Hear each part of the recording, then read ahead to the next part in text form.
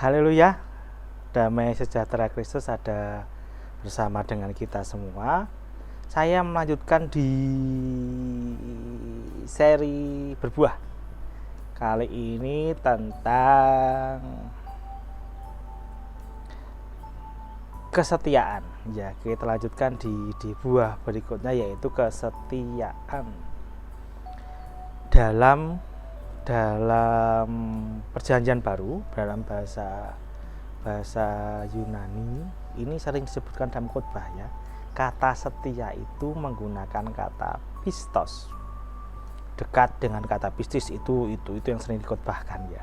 Tapi kita belajar di kata pistos ini, ya, kesetiaan gitu, ya. Paling tidak ada tiga makna dari kata pistos kesetiaan, yaitu satu, kesetiaan pistos itu berarti dapat dipercaya. Yang kedua, pistos itu berarti taat dalam menjalankan amanat. Kemudian kata pistos yang ketiga berarti orang yang percaya, seorang pengikut, atau kalau ke agama disebut penganut, ya. Itu tiga makna kesetiaan pistos. Dapat dipercaya, taat menjalankan amanat, kemudian orang yang percaya, pengikut, penganut. Dari tiga makna ini maka bisa kita pahami bahwa itu tiga standar, tiga ukuran kesetiaan yang dituntut oleh Alkitab. Jadi ketika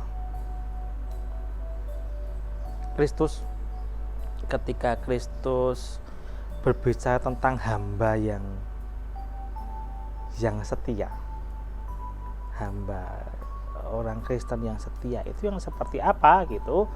Sebenarnya Tuhan Alkitab menunjukkan bahwa ya Tuhan menuntut orang-orang Kristen kita yang mau percaya, mudah percaya mengikut Dia, taat menjalankan amanatnya, dan dapat dipercaya. Itu kata pistos. Di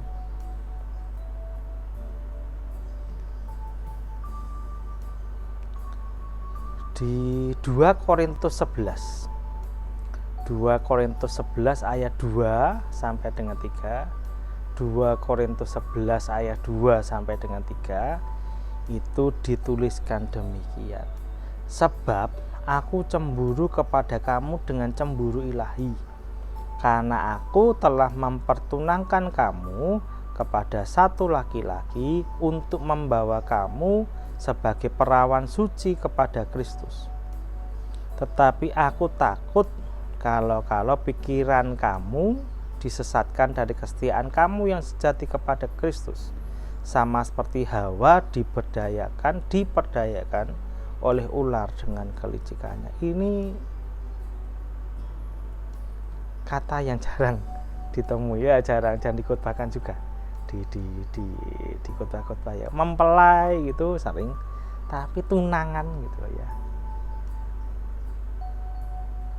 Mengapa kita mesti setia? Satu, karena kita adalah dalam tulisannya Paulus, dia menyebut kita perawan suci yang dipertunangkan dengan Kristus. Dipertunangkan karena kalau dalam pemahaman saya,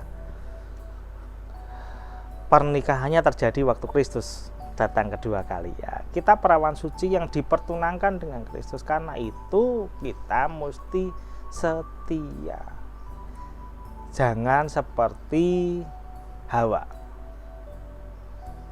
yang bisa diperdaya oleh ular, ya. Setia kepada Kristus jelas karena kita adalah perawan suci yang dipertunangkan. Belum sampai titik kepada perkawinan dengan anak domba, itu belum. Masih dipertunangkan selama kita masih hidup di dunia ini. Ingat di Matius 25, ya. Matius 25 ayat berapa saya tidak hafal pasnya tentang kisah tentang 3 hamba itu ya.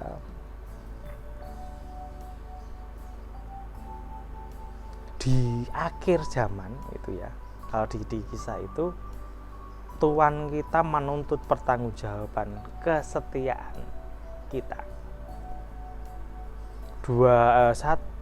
kepada dua hamba yang bisa mempertanggungjawabkan itu. Tuhan menyebutnya hamba yang baik dan setia ya. Tetapi kepada satu hamba yang tidak bisa mempertanggungjawabkan itu disebutnya hamba yang bodoh dan malas. Satu baik dan setia, 2 hamba, 1 hamba bodoh dan malas. Lihat hubungannya ya. Ingat di akhir zaman Tuhan menanti pertanggungjawaban kesetiaan kita. Nah, kita akan belajar dari beberapa tokoh. Saya akan menyebutkan beberapa tokoh. Contoh. Sudah hampir 7 menit. Lanjut besok hari ya.